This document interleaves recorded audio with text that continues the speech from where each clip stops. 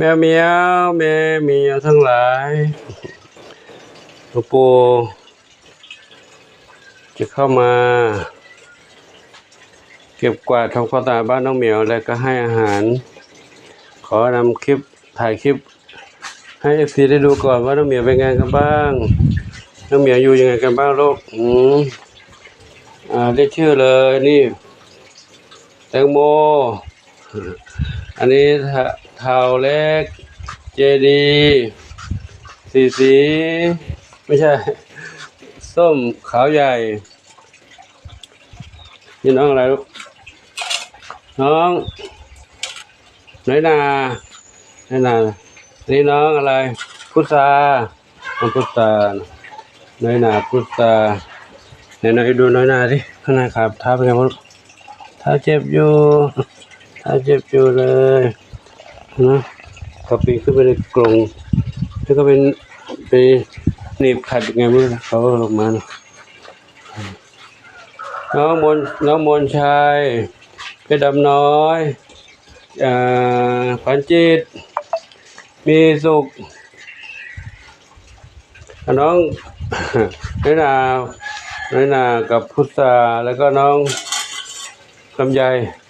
น้องลำไยอยู่ตรงนู้นนะมาอยู่ข้างนอกแล้วอยู่ในกรงพอดีเพื่อนเขาจากไปสองเหมียวคือมังคุดกับละมุดจากไปวันนี้นะไม่จบวันนี้เดี๋ยวค่อยถ่ายให้ดูนะเดี๋ยวดูน้องเหมียวที่พูดน่ารักก่อน อันนี้ก็เหลือ3เหมียวแค่นั้น3สหายข้าวเม่าข้าวหลามกับทองเข้มอยู่นี่นะข้าวเม่าข้าวหลามทองเข้มอันนี้น้องทองเล็ก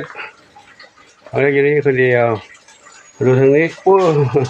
ทางนี้น้องแต่ไทยแตงกวากระหนุนอยู่กับแม่ตอนนี้ไม่มีปัญหาเนาะกับแม่แต่ไทยแตงกวาขนุนตรงนี้น้องอะไรน้องเล็กแม่ลูกน้อยทองเล็กอยู่ในนู้นเนาะน้ำเพชรปุ๋ยฝ้ายอยู่นี่นะลูกเนาะเดี๋ยวปู่เก็บกวาดบ้านกันเนาะลูกเนาะเดี๋ยวเขาทำคลิปก่อนเนาะมาทางนี้มีเมียชุดใหญ่หนุ่มใหญ่สาวใหญ่อยู่ตรงนี้กันอย่าเพิ่งอ้อหลวงปู่มาเก็บกวาดทำความสะอาดดูแลกระบะทรายดูแลถ้วยชามภาชนะต่างๆ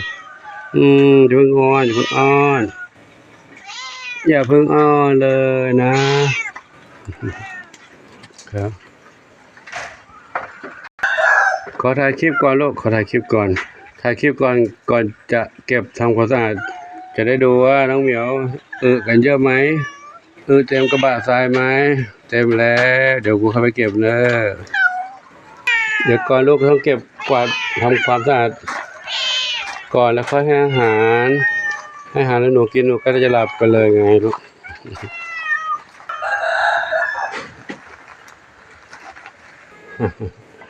อยู่ตรงโน้นพูดมาทางนี้เด็กก็วิ่งมาตามมาทางนี้กัน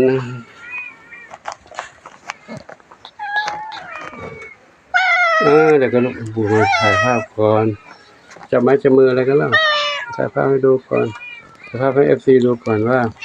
น้องเหมียวอยู่กันดีไหมกวนกันไหมทะเลาะกันไหมไม่ทะเลาะเลยเนาะกินอาหารดีขับถ่ายดีเนาะดูกระบะซ้ายสิเอาไม่ได้เก็บเลย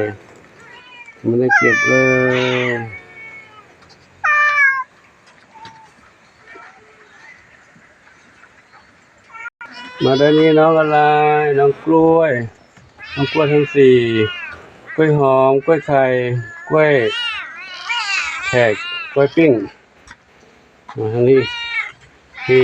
เจ๊พี่แม่ทั้งหลายหนุ่มใหญ่สาวใหญ่อยู่นี่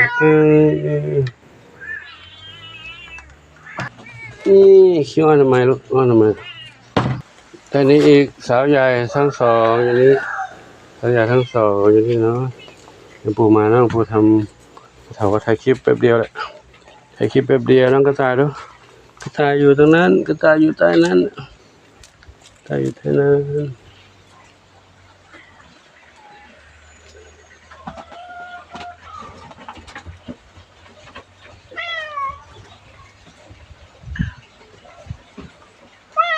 เดี๋ยวก็ลูกเดี๋ยวปูมาเก็บนะเดี๋ยวปูมาเนาะแป๊บนึงเสร็จแล้วถ่ายคลิปเสร็จแล้วเนาะ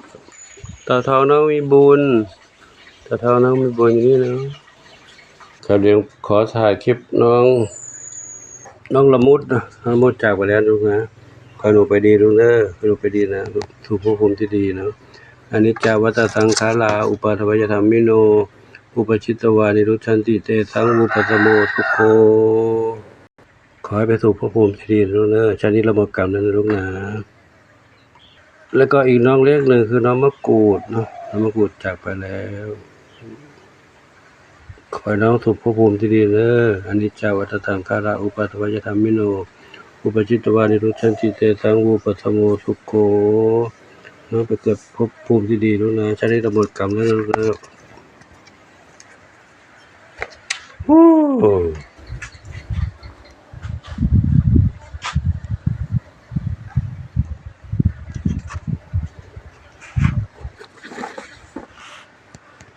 อ้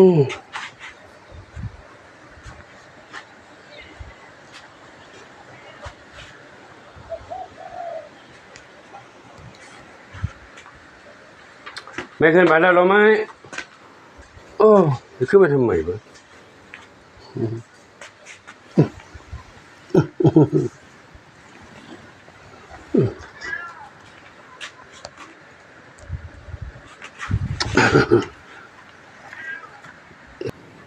สำหรับน้องตัวนี้น้องชุดนี้ชุดเนื้อหนาพุทธามงคลผลไม้ทั้ง5เนาะเหลือก็อยู่3เท่านั้นนะอยู่เหลือ3คือเนื้อหนาพุทราแล้วก็ลำไยนี่พุทรานี่ลำไยเนื้อหนาขาเจ็บเดินไปทางไหนล่ะนู่นเดินนั่งอยู่นู่นน้อยหนาอยู่นี่เนื้อหนาขาเจ็บเนื้อหนาพุทราอยู่เดียวกันนะแล้วน้องชุดนี้ก็เหลือ3เนาะเหลือ3คือข้าวเม่าข้าวหลามแล้วก็ทองเข้มอยู่นี่เนาะน้องพุทราน้องลำไยแต่ลำไยดูผอมมากลำไยพุทราว่าอ้วนหน่อยนะจะมั่มลำไยผอม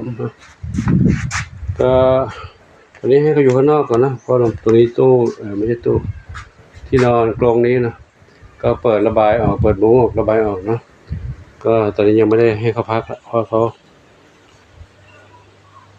พักที่บ้านนี้ตอนนี้เสียชีวิตไป2เหมียวแล้วเนาะก็เลยให้น้องลำไยพุทราแล้วก็น้องน้อยหนามาอยู่ข้างนอกก่อนเขาก็เคยอยู่ข้างนอกก็อยู่ได้อยู่กับพี่ๆนี่เนาะครับ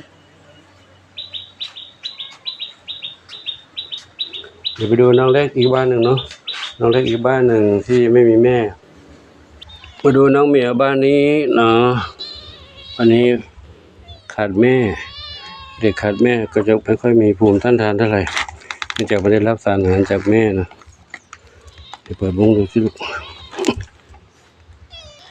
เปิดมุ้งดูหน่อยโอ้เด็กน้อยเป็นไงบ้างลูกกินอาหารเนาะครับเด็กเขาไม่มีแม่ขาดแม่ก็ไม่ค่อยได้ภูมิต้านทานเหมือนกับชุดนั้นเหมือนกับที่เสียชีวิตไป2เหมียวนู่นนะแต่ชุดนี้ก็จากไปอีก1เหมียวนะตรงนี้จริงมาครั้งแรกมี5วันนั้นจากไปเหมียว1ก็ย้ายโคมมาอยู่นี้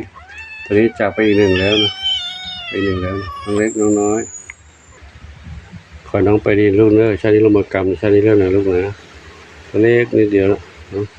เกิดมาไม่มีแม่ขอหนูไปดีเนอะอนิจจาวัฏสังขาราอุปาทวยธรรมมิโนอุปจิตวานิรุชันติเตสังอุปสมโมทุกโขขอให้เกิดเป็นนางฟ้าเป็นเทวดาบนสวรรค์ภพภูมิที่ดีเนอะลูกเนอะตอนนี้เราอยู่กัน3เหมียวแล้วนะคือ3เหมียวให้หนูอยู่รอดปลอดภัยลูกเนอะอยู่รอดปลอดภัยนะลูกเจ้าตัวนี้ดูอ้วนท้วนแข็งแรงหน่อยที่ดำๆนี่ดูผอมเนาะผอมเล็กสีดำนั่นก็ผอมเล็กนะขออยู่รอดปลอดภัยลูกนะครับก็ปู่ขอยุติคดีไว้ที่นี้นะขอโมทนาสาธุขออวยพรให้ทุกคนทุกท่านพบความสุขความเจริญมีความสุขกายสุขใจ ปรารถนาสิ่งใดก็ได้สมความมุ่งมั่นปรารถนาทุกประการเทอญสัพเพสังขารานิจจาสังขารทั้งหลายทั้งปวงไม่เที่ยงเกิดขึ้นตั้งอยู่และดับไปเนาะขอให้ทุกคนคิดถึงหลักสัจธรรมความจริงคือเกิดขึ้นมาก็ต้องจากไปไม่ธรรมดานะ